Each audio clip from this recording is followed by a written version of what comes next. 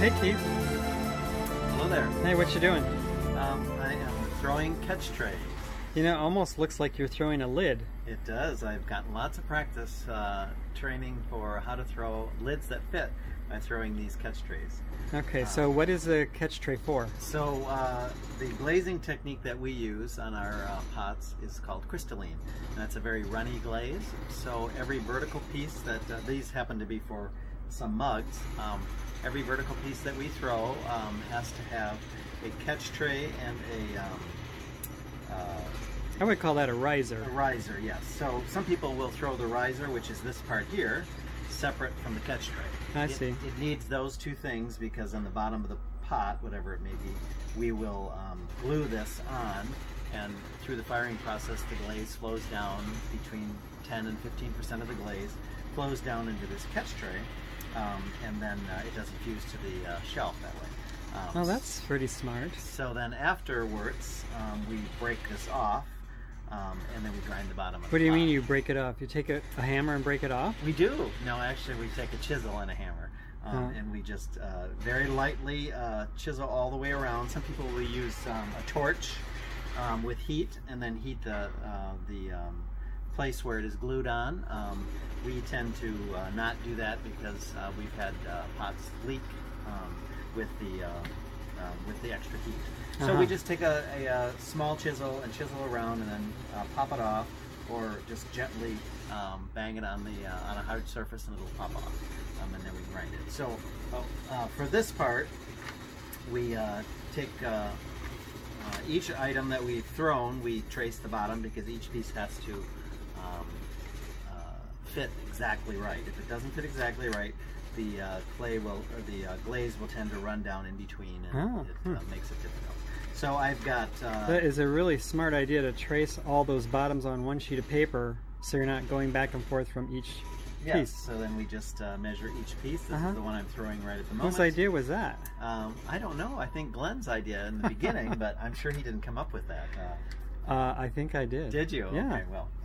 So we use clay that has been pugged, so we use scrap clay for all of these things because unfortunately when we break it off of the piece, sometimes it's got beautiful crystals on the bottom, but we don't have a use for it, so we throw it in the trash. So it's a good use for pug clay or re-wedged clay or scrap clay. Okay, so you're done with that one. Are you going to take it off? Or? Yeah, so I measured it and I've kind of cleaned it up. I let it be just a little bit larger because I'm going to dry it. I have to take a rib with a nice pointy end, and I just run it on the bottom. That's where I'm going to cut it off once I dry it, and then I take a torch, or you could use a heat gun, and we dry the piece so that way it's dry enough so it doesn't deform it when we're picking it up. So, and we'll sometimes throw a few of these extra, so that way we usually will have a box or two full of risers that if we have one or two pieces that we didn't account for, we can sometimes find extra risers. Yeah, it's always nice to have a little... Yeah. So then I measure it one more time here just to make sure that it's still very close, and you can see it's very close. Good. And I take a metal rib and just make a nice flat contact surface. So that way I don't really have to grind it too much. That's a good idea. That's a step I don't do. That's good. I take a wire then and cut it off as straight as you can because you don't want it to. This is the part you need a little work on. So, but I will usually cross it and hold it down. It's different than, again, what Glenn does, but it seems to work for me all right. Pick it up. It's pretty good. Well, there's no bottom in that. Is that on purpose?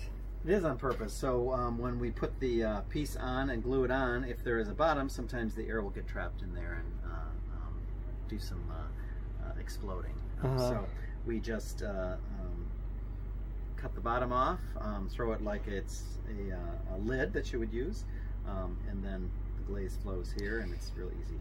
Okay, so you got one more to throw? One more to throw, yes. Okay, I'll let you put that one away. We're just going to look at... Not much clay left here. No, I'm hoping that it's enough, but I have to measure the last one also because it's a little bit different, so I'm going to take it right here and measure it. with this handy dandy caliper. Uh-huh. So there you go. That's good. Tighten it up. So over here. All right, I'm not going to record your face. I'm just going to zoom in on what your hands are doing. Okay. So you're recentering that? Yeah, recentering it. Trying to so this was a large lump of clay that you started with, right? Yeah, it had to be 4 pounds probably. And so you so I was able to throw probably about 10 or 12 of these catch trays. So I drill down. I don't drill down all the way to the bottom. It just makes it a little easier. You could drill down to the bottom, but I don't want to do that. But I do go down low enough so it'll be deep enough. And then I just pull it up just like you would pull your first pull of your pot. Okay. Try and straighten that out so it's nice flat. So you leave it pretty darn thick. Yes.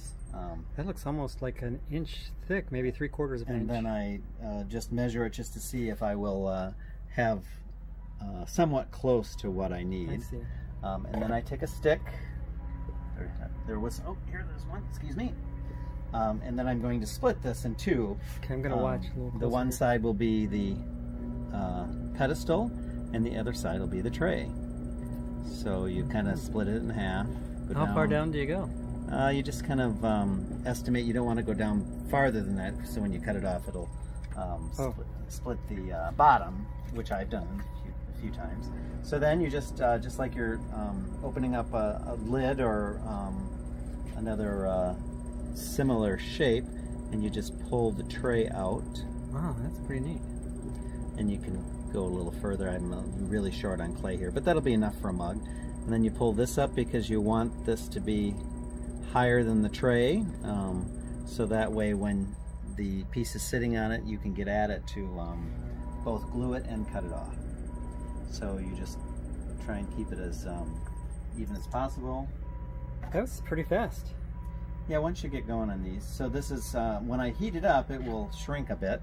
So I'm going to go out just a little bit more, but it's almost right there. You can see that. Oh boy, that's quite a bit of wiggle room there. Yeah, so I'm going to pull it out just a bit. Try it one more time. So that will shrink when I do it. So I think it'll be pretty close.